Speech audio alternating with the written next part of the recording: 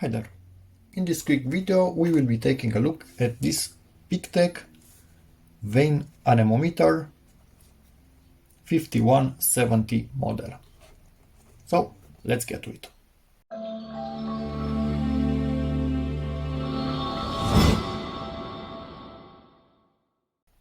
First of all, thank you very much PeakTech for sending this tool in. It will be put to good use around the channel as all PeakTech tools are. And let's see what we have inside of this.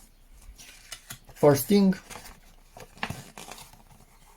product specifications and the results from the tests. So we can see we are quite right smack in the middle, which is perfect.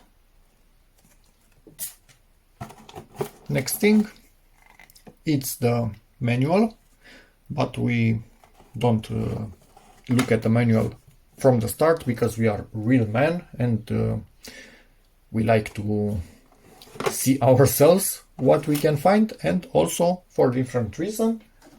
I already played with this also from PeakTech sound level meter. So basically I liked a lot this lineup. They are very smart about this.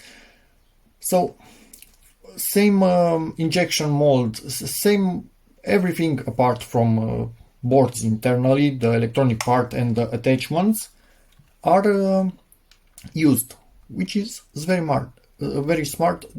You don't need to redesign something that properly works, and you can just put different attachments on it. So let's see.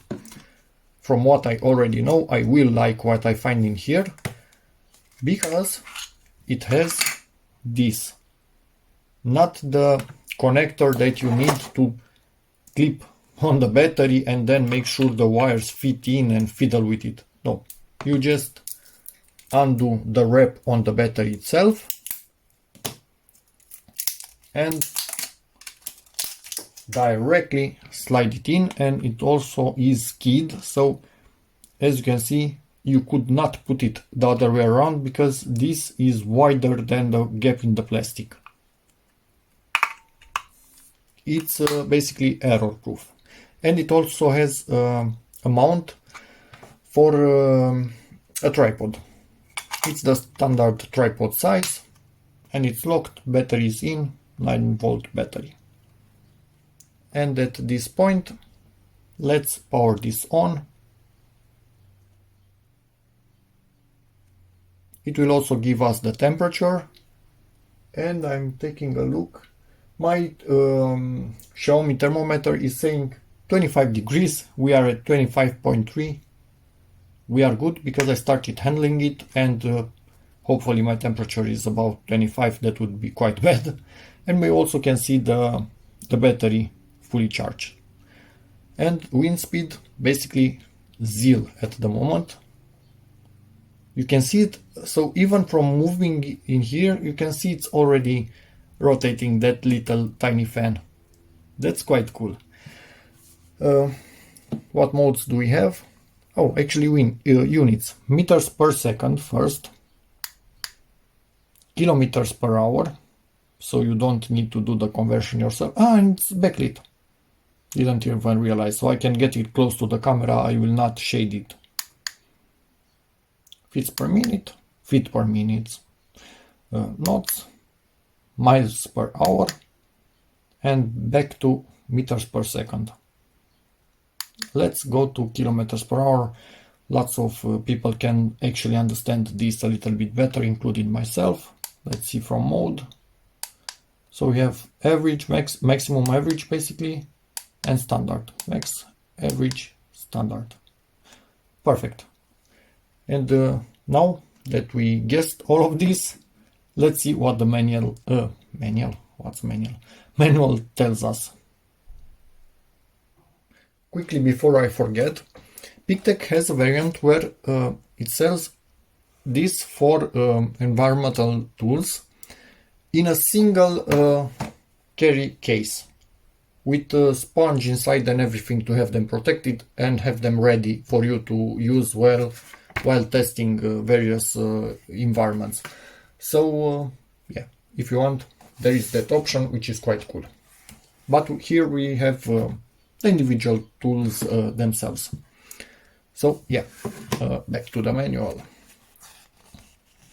Let's see if we can find quickly the English part of it. Here it starts. Feel free to pause at any time to read it. I think here is a small error because the text remained in German. I will take a look a bit better and see. Actually, let me try and remember from the German I learned, not did in school. So basically, obviously 1.5 seconds, typical. I think this is how quickly it measures. So something like that. Again, feel free to pause, and panel description itself if you need it. Resolution, right here you can find it. So it's quite accurate. Performing measurement, replacing battery. It's quite simple to replace the battery in this particular tool. And now let me just take a look and be back to you in a second and explain what I find most interesting in this. And I'm back, and actually, surprisingly, I found more interesting things than such a simple tool would make you expect.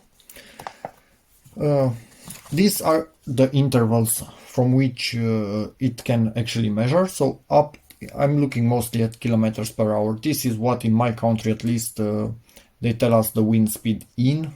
So 90 kilometers per hour, that's a pretty high wind speed. And one of the reasons I really wanted something like this,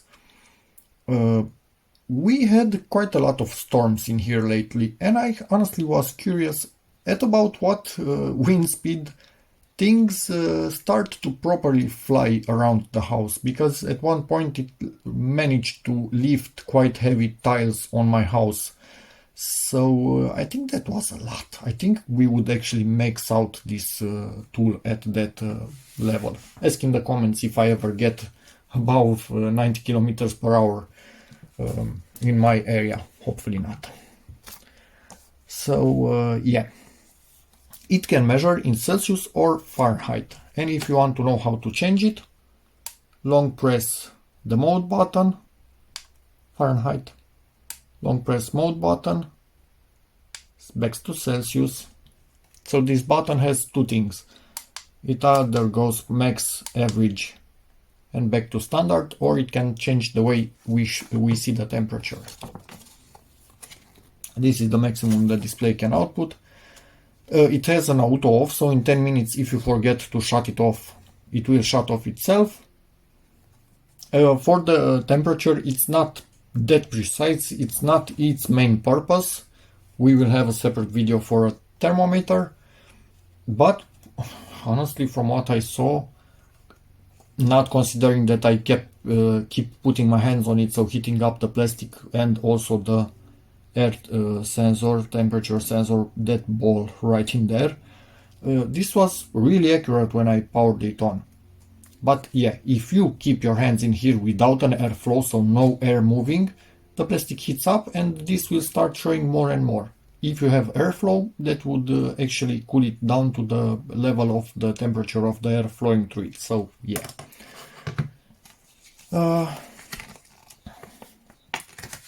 Okay. I think I saw something else also interesting. Yeah, here it has a warning for hypothermia. So it takes temperature and wind speed into consideration and tells you, hey, you might have a problem, which is actually quite cool. And also it has a bar graph for wind speeds. Presumably we will see that in a moment. And I think that's about it for the time being, but I'm also going to show you something else. As you can see, no backlight now. Backlight, no. backlight? No. So we can look deep in there. We will see the lines of light sensor resistive type. In this tool, it doesn't have a light sensor in here because it actually has a LED which can light up when you go above a certain value that you set. I will link this video in the description.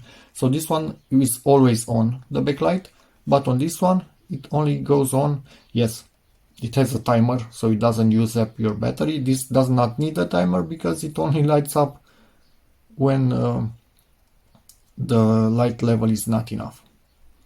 So different tool with different software and obviously different display, as you could see, because this shows more values at the same time, which is kind of cool. So now let's get to play with it a little bit. I will be using this tool when checking, for example, on a laptop. It has an exhaust.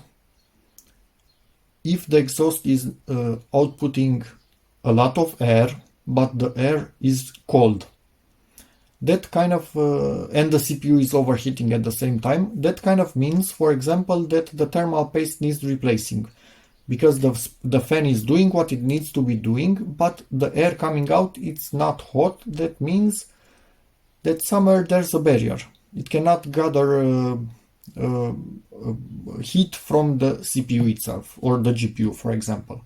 If the airflow is extremely low and the temperature is really high, that means that the cooling, for example, is clogged. So there's not room for the air to come out and it overheats. So yeah, something like this could help in the PC part of things. But now let's play with this just from a safe distance. I don't want to overuse this because I also want to test in this particular tool, which has its own video, if it makes any difference in wind speed, not in pressure or something like just in wind speed, if I put a bigger battery on it or not. I don't think it will make a difference, or if it will make, it will be a really small one. But it will be quite tricky. I need to have a perfect position for this at a line, for example, and put this without moving it in here, maybe actually using the tripod. So yeah, but I need to angle this to reach it. We'll see. I will find a way to do this weird test, and I also want to show you something, but it will be without me talking. I will just explain it quickly now.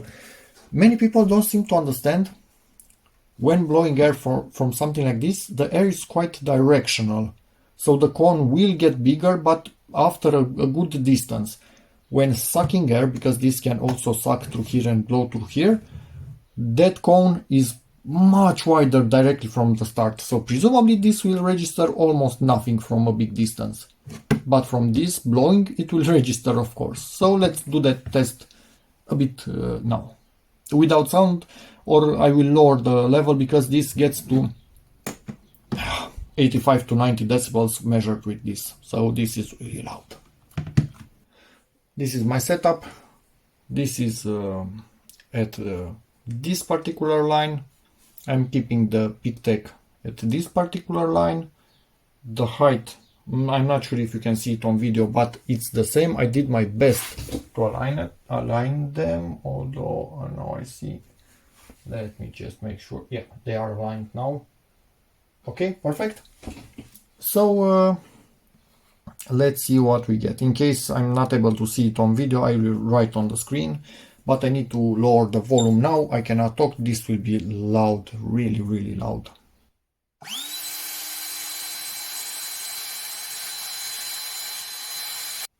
Maximum that we got was about 31 kilometers per hour. Mostly it stayed at 30, but it was beginning to drop and I was thinking, what's happening? Why it is dropping?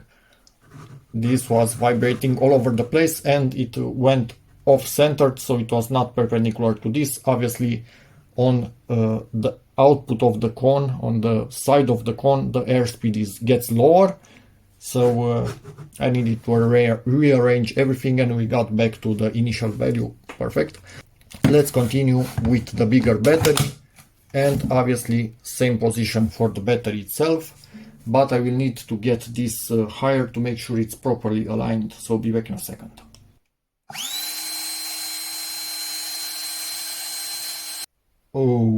Okay-ish. That's a bit of a bigger difference than I would like, because that means that in idle at least this is limiting, and if it's limiting even in idle, well, yes, you would benefit from a bigger battery when inflating something 99%. And also, bigger batteries tend to have rubber on them, so this wasn't going anywhere compared to the smaller one.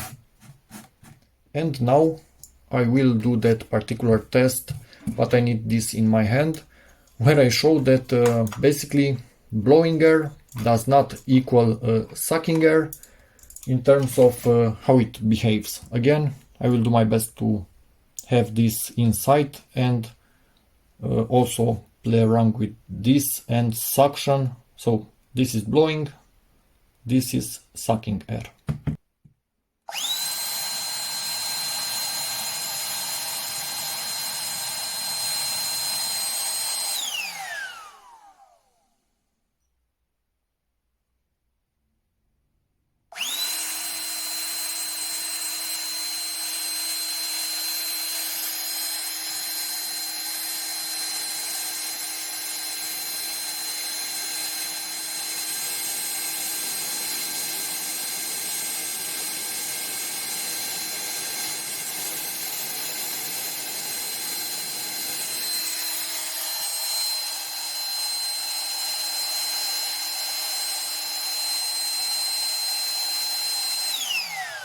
So that kind of puts that topic to rest from my point of view.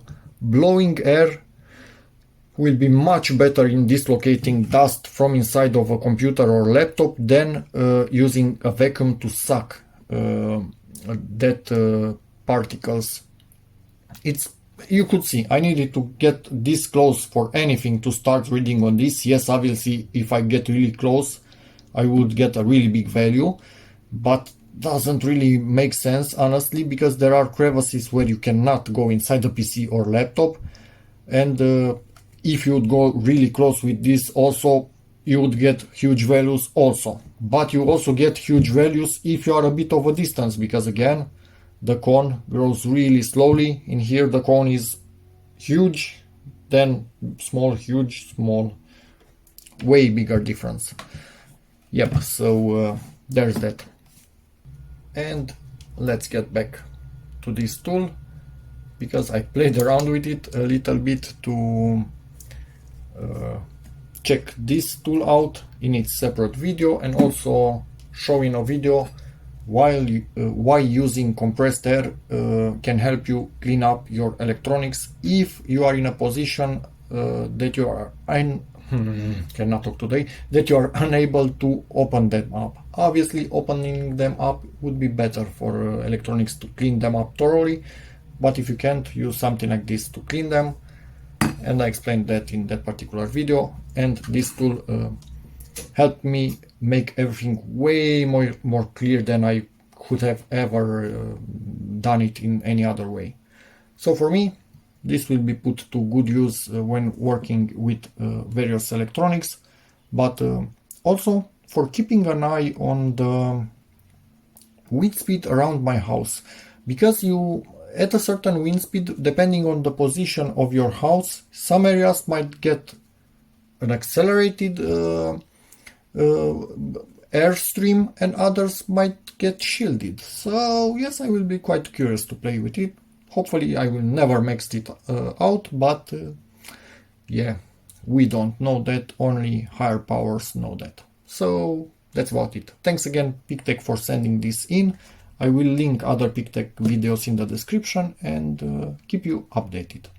So as always, if you have any questions, feel free to ask in the comments, and see you in the next one. And just something else, this reads from both sides, so it doesn't really matter in which direction the blade itself rotates, it reads from both sides. At least this is what I saw in my test. Doesn't seem to matter, and I didn't see anywhere in the manual that it would matter. So yeah, again, that's about it, and bye.